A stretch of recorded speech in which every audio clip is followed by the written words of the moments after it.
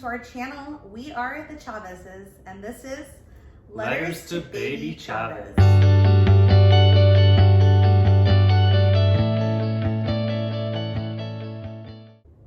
Now, before we could tell you where we're going, we need to tell you where we've been.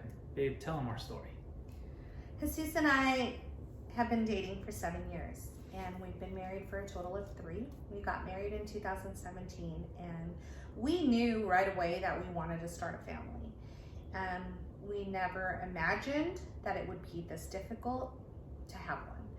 So dating back to 2017, where we started trying, we spent a whole year of trying naturally. Nothing came out of that, so we decided to seek a specialist's opinion. We wanted to make sure that number 1, we were both healthy, number 2, we were able to conceive, and number 3, we would be able to, carry a baby full term. And that was really important for both of us to know. So we got the proper testing done. Jesus's labs and everything came out wonderfully, perfect, 100%. His sperm count was great, everything was good. I had a ton of testing done, blood work, labs, HSG ultrasounds, you name it. They pricked, pried, did everything to see what my results were.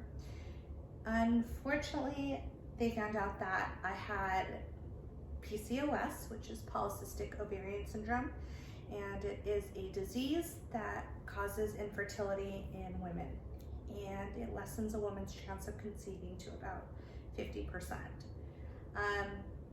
That was difficult. That was a difficult pill to swallow for me, as any woman trying to start a family doesn't want to hear all of the negative side of trying to start a family, but that was our story. And so they did a few more tests, and I touched on having an HSG ultrasound done, and they found that during that test, my fallopian tube, my right fallopian tube, was blocked. So my specialist had decided that it would be in everybody's best interest, including mine, to have that snipped. So what that consisted of was just to put a coil ring around the fallopian tube to avoid any type of altercations around any type of other parts of my body, and that would help prevent ectopic pregnancies. So where we went from there is we had that surgery done. It was minimally invasive, and it was an outpatient procedure, and I thought everything was good. The doctors sent us home, said, go ahead and try for 3 to 6 months. If nothing comes out of that, come back and see me. So that's exactly what we did. And we actually took longer than 6 months to return back to the specialist, because there was just a lot of things going on in our life, and our careers were taking off, and we just had different focuses at that point. And I think that a lot of mental strain behind infertility was weighing heavy on me, to the point where I wasn't able to move forward with the next plan of action for our journey. So what we decided to do then after is brings us to 2020 and COVID. And I think that COVID, as bad as it is, has forced Jesus and I to communicate in ways that we've never knew we could, if that makes sense. Our dialect really opened up very brutally and honestly when it came to starting a family. And when I knew I was the cause of our infertility issues, when I found out it was me and not him, it hit me like a ton of bricks. Because as a woman, we're supposed to be able to, carry our children and, bear a family, and I don't have that right now. And that is so hard. And I know it weighs heavy on my partner as much as it does on me, because all those mental breakdowns, all of those pity parties, all of those emotional train wrecks of emotion and anger and defeat land on his shoulders as well. Right. I mean, It's really quite devastating, and it's a daunting task to undertake when you love someone, you care for them, and you know that they really want to start a family. And I myself want to start a family too, don't get me wrong, but when you look into your wife's eyes and you can see her hurt, and you just know that you really can't do too much about it, it's really sad. It's really depressing, and it really puts us through a period where we start to question a lot of things, and that's kind of where our faith comes into play. We've grown a lot stronger in our faith, I feel. We prayed a lot more, and we just put a lot of this into the Lord's hands, and we really hope for the best. And with COVID finally hitting, not that we were waiting for it, but with COVID hitting, we did have a small window that opened up, and it allowed for Crystal to have her second procedure. So the second procedure that I needed to get done was because my first procedure, the minimally invasive procedure, opened up again. Mm-hmm. What that meant was that my fallopian tube, the coil fell off, and it filled back up with fluid. And that is the number one cause of ectopic pregnancies. And it was very unfortunate because I was trying to go the more minimally invasive route this whole time of trying to start a family, and it didn't turn out that way for us. And I needed to have my entire right fallopian tube removed completely. Again, devastation hit home harder, faster, stronger. And no woman wants to hear that, hey, you're only going to be left with one fallopian tube, good luck, right? And that's where I was left. And I felt so defeated once again. I was knocked back down, and here I am trying to gather my thoughts and be the strong one for the both of us. And I just was so tired of doing that. And I was so tired of putting on this front like everything was fine. When people would ask me, when are you guys going to start a family? I would lie to them and be like, I don't know if we really want one. We're so busy with our careers. We have so much. We want to travel. Because I could not bear the thought of the real pain and agony of my response to them. So it was easier to cover that up with lies.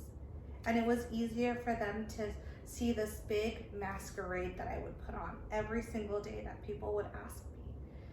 And then when you're stuck in quarantine, it feels like these feelings are even more compounded, because all you have is time in your house, and all you have is time in your thoughts. Yeah. So I could really see how it really took a really major toll on my wife.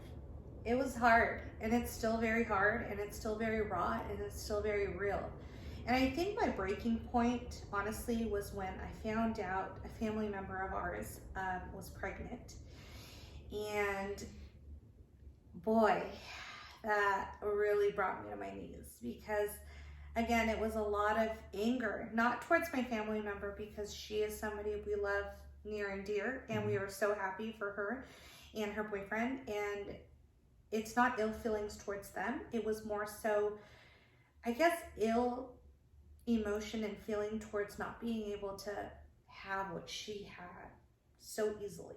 And it brought me to really just pull Jesus down on the couch and just fall on my knees and just cry in his arms. And I remember this like it was yesterday, because this is the moment where we decided to take action in our story. And we decided to really put every single ounce of what we had into trying to start a family and going through the right channels in order to get us there. And I cried in Jesus' arms, and I asked him over and over and over why we weren't able to have what we wanted so bad. Were we that bad of people? Was God mad at us for something? Why not us? Why not us? When is it our turn? When is it going to be us? And he just sat there and he cried, and he was like, it's okay, I got you, we're in this together. And at that moment, like, I just let it all out. These 3 years of built up emotion, built up pain and anger and resentment for myself, with infertility, with this journey, I just let it out. And I cried for quite some time that day. ongoing, something would trigger me and I just would cry. And Jesus was just there picking up the pieces, and I look at him all the time over dinner, over drives down to the store, just thanking him for just being by my side, because when two people want a family so bad, it does put a strain on a relationship. And this quarantine, this experience, infertility, I believe has forced us to communicate and make us even stronger for it. And so what happened in 2020, a couple weeks ago, is I had my second procedure done, as mentioned. I had my right fallopian tube removed. And we are just so hopeful, and we are going to continue to keep our eyes and faith in the Lord to get us to our next chapter, because that's what brings us a lot of solitude and a lot of grace and a lot of, hope is God. And it's difficult. And, the reason why we wanted to open up our journey and share it with you guys, our family, our friends, and other viewers who just want to peep in and see what infertility looks like, is because there's so much taboo and there's so much silence around infertility still in society, that I wanted to make sure that our voice and our story was heard. And I wanted to also ensure that our narrative didn't go unspoken, because there is power in community, and there is strength in others. And this trying to conceive community that we found on Instagram, on Facebook groups, on YouTube, hopefully, is something that I am so grateful for as a woman going through and suffering through infertility, because I wouldn't know how to navigate a lot of this solely. And these groups bring a lot of knowledge and a lot of experience and a lot of direction in where to go next. There's a lot of things that these women and men have shared with me that you can't pick up in a textbook, right? These are raw emotions of women and men suffering through infertility, both silently or publicly. Whatever the case may be, it's out there and it is so real. And it's devastating for your partner going through it, as much as it is for myself, as much as it is for the next couple. And we just want to let everybody know that it's okay to not be okay. And it's okay to not have all the answers. And me as a perfectionist and as a master of the art in my work and my passions, not being able to control this aspect of my life has driven me up the wall. And I know Jesus feels it, because it's hard. It's hard when you don't have control of something. But the one thing that we have is our faith and our hope. And that's what we will continue to thrive off of. And that's what we will continue to hold on to, as much as we hold on to each other. We're holding ourselves accountable and holding each other accountable for instances like what we're experiencing. Yeah, I mean, this community, I know, has done wonders for my wife. I know that everybody that has shared their stories with her and with myself, it's comforting. A lot of times we feel like we're kind of going through this alone, but when you find people that you didn't even know went through it and they tell you their story, it just makes you go, wow, and you see how those people are living their lives now, and you almost tell yourself, man, if they could do it, so could I, so could we. And this community, this channel is going to be very therapeutic for us, and I know that, and we also hope that it's therapeutic for others, because we know that we're not the only ones that are going through this. And we love the messages of support, all the stories, all the questions, just anything that you guys have for us is just truly appreciated, because I know that we're making this channel from a good place, and my wife, and she's making this with all of her heart, because this is her passion right now, and this is our journey, and that's why we're chronicling it. Yeah. So what's next? I mean, next week we actually go in for our follow-up appointment with her surgeon, and we're going to actually see what the next plan of action is, and we're going to take it from there, you know? Yeah, exactly. So I have my post-op visit on the 20th, which is on Monday, and I am very excited for next week, simply because we have a few other appointments with different specialists that we will be interviewing to see which is the best one for Jesus and myself and our soon-to-be family. And there's a lot of great questions that we want to ask them. And most importantly, guys, we want to take you guys along with us throughout this entire journey.